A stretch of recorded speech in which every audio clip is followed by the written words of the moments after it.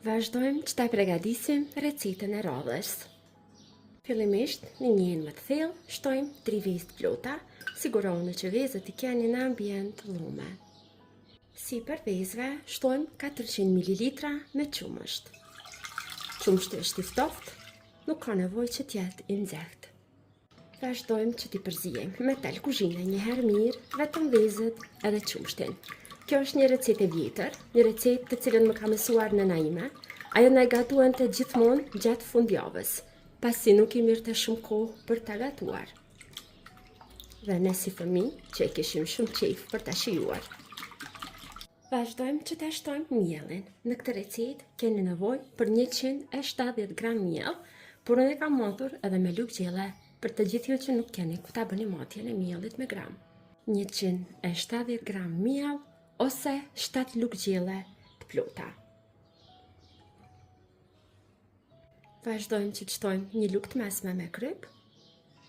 Dhe shtojmë edhe pak rigon ose origano.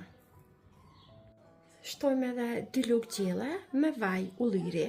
Mund të përdorni edhe vajin e thjeshtë nëse keni dëshirë. Vazhdojmë përzijemi edhe një herë derisa të sigurohemi që masa do të përzihet mirë dhe nuk do të na mbel tani brenda trupa. Tani vazhdojmë që t'i shtojmë brenda shijet. Unë po përdor sallam pule. Sallamën e pules e kam prerë në copsa shumë të vogla. Në total po përdor 50 gram. Vazhdojmë që t'i shtojmë tek brumi.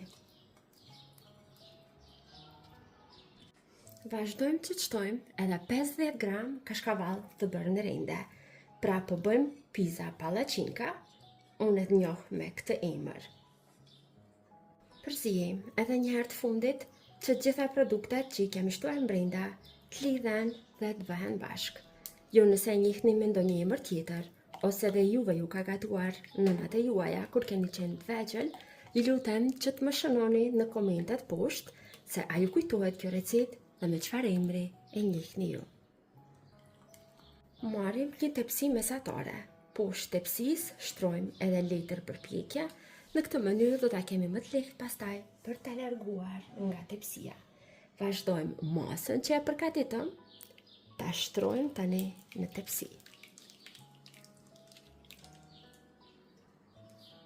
Dhe tani vazhdojmë që ta pjekim në furrë të parangrohur në 250 gradë, do ta pjekim diku për afërsisht 18 deri në 20 minuta, derisa të sigurohemi që ka marrë një ngjyrë të bukur.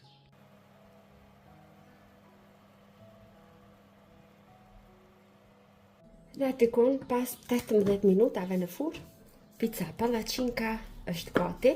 E kam larguar nga furra, do të vazhdoj që ta ndaj në pjesë më të vogla për ta shërbyer për një mëngjes familjar.